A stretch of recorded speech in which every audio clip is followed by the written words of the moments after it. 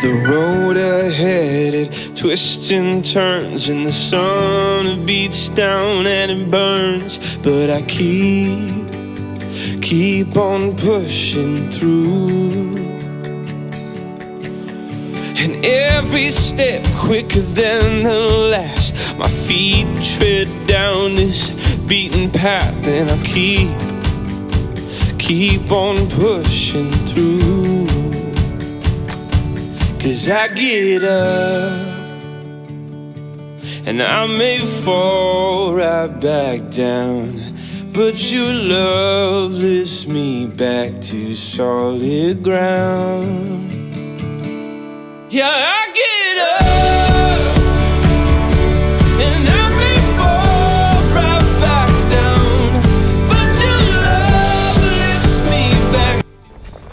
Welcome back to Tightlining Maryland. We are out on the stream today, and we are going to fish pretty quickly today. I only have probably about 2 hours here on the stream today, and one of the things that I wanted to do with this video is basically I didn't get to fish maybe ideal conditions yesterday when it was going to be 60 some degrees, a little bit of cloud cover, some rain coming in a front before, and unfortunately, since I didn't get those ideal conditions, as a result, today I have to fish after a front, and it's a little colder today and there's some wind. So the goal of today's video is to kind of show you a couple things that you can do whenever you're out in less than ideal conditions, especially the wind. Because if you are a tight line Euro nympher, person that just gets out and nymphs, you are definitely going to combat the wind, and it's going to be your nemesis. So today we're going to try to stick a couple fish. We're going to talk about 3 to 4 ways that you can kind of increase your odds of strike detection as well as landing fish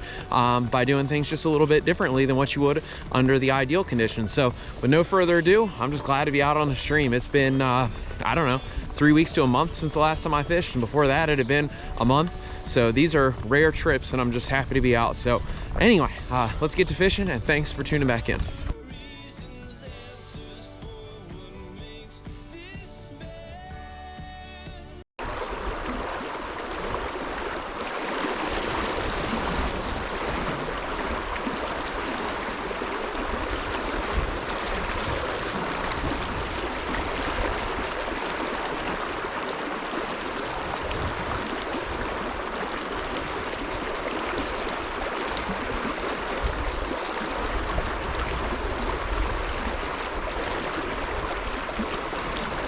There we go.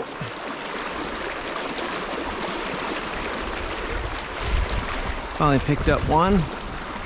Looks like we got a little brown. All right, so streamer comes through for us on a slow day, slow bite. Finally pick up a gorgeous football of a wild brown.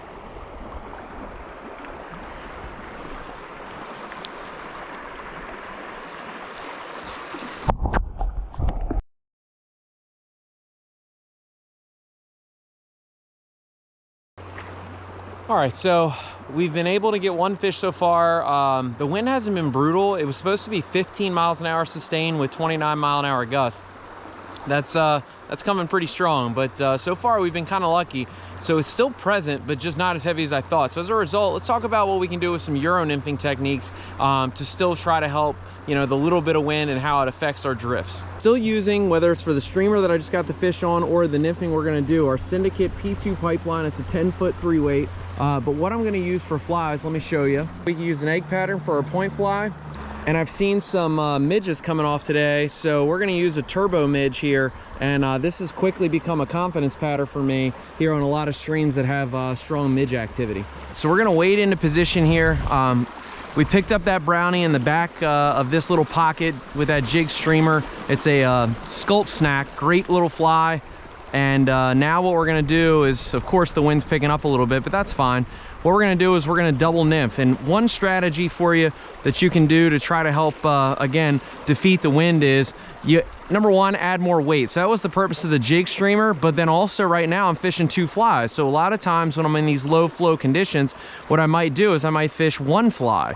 But since we have some wind, what I can do today is I can fish 2, and that's gonna give me the added weight to keep those flies down while also still maintaining a pretty good drift.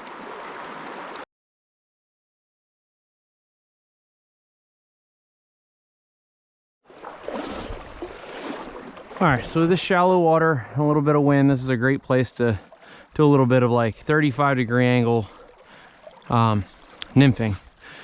So what we're gonna do is we're gonna, instead of having it at our usual height and usual, you know, kind of sighter, keep getting hits. Usual sighter position at like 45 degrees, we're gonna actually drop our rod tip and we're gonna bring that sighter almost parallel with the water. And the reason why we're doing that is just to minimize the amount of, you know, material off the water, so that in the event we get a gust or in the event we get, you know, some sort of breeze, we can basically, hopefully, circumvent the wind. So we're gonna try to fish this little run out real quick. Just get that sighter down, out in front, doing a lot more leading in this format. A little different than how we usually would approach it.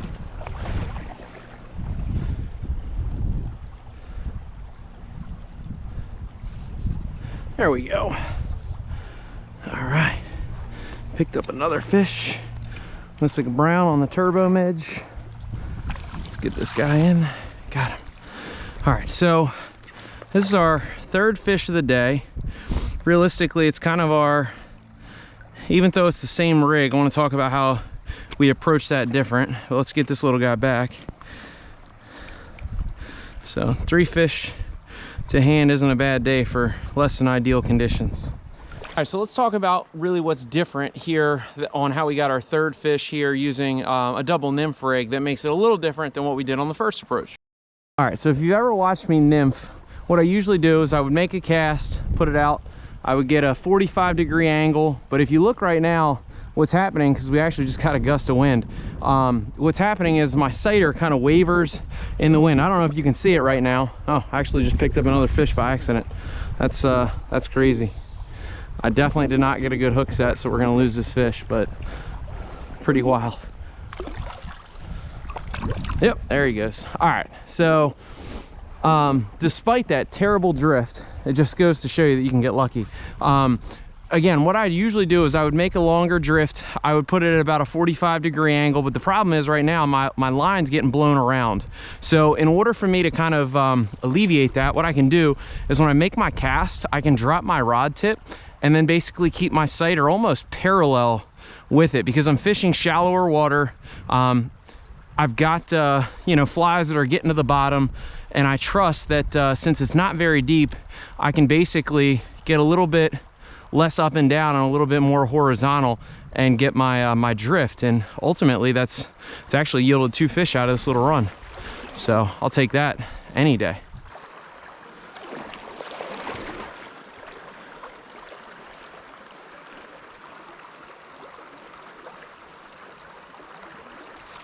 There we go.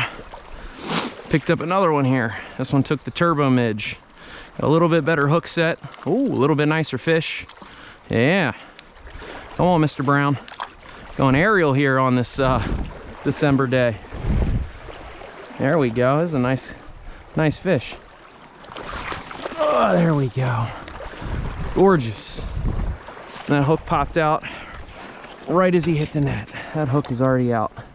Turbo midge for the win. And yeah, all you got to do is drop the sighter a little bit, and you can beat the wind just like I did right there.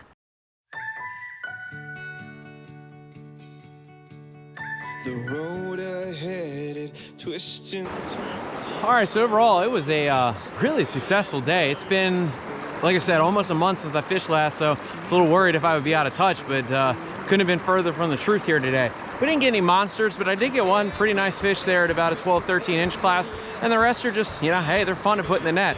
Some reminders of what we covered today, so that way the next time you fish, you can maybe pick up a couple extra, especially if the conditions are not in your favor with the wind. Number 1, fish a streamer, specifically a jig streamer. Have it heavily loaded with lead wrap, you know, a 4.5, 5.0 millimeter bead. It's gonna help dive those flies down, and you'll really have great control over your sighter.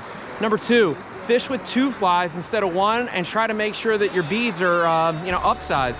if I'm fishing with a 2.5, 3 millimeter bead and I have another 2.5 or 3 millimeter bead, that's equivalent to what the jig streamer is. So I think that that gives you an advantage when you fish 2 flies.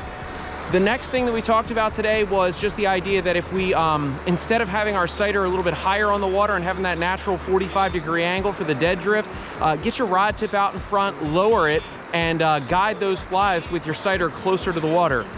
Finally, 2 things that I did not do today, that number 1, I just didn't have one with me, and number 2, it's just not the right time of year. If you're running into heavy wind, you could use an indicator. Now that does mean a bobber. You know, there's all different types that are out there. It's up to you what you like, but that can help get you long, slow drifts in some of the slower water, as well as the fact that, you know, it's going to create friction on the surface, so therefore the wind won't mess it up as much. You could also use a New Zealand indicator or a Dorsey indicator. Those are something that Trout Bitten with Dom talks about a lot, and he's got articles on. And then finally, you can go dry dropper. Super simple. If you're in the right time of year, a dry dropper might be a deadly combination without the wind. But if you are running into wind, that dry dropper basically acts as just like an indicator would and cuts the surface tension down. So thank you as always for tuning back in. I really hope you enjoyed this video and maybe picked up something new that you can basically employ the next time you hit the stream. So tight lines, and thanks as always for watching this video.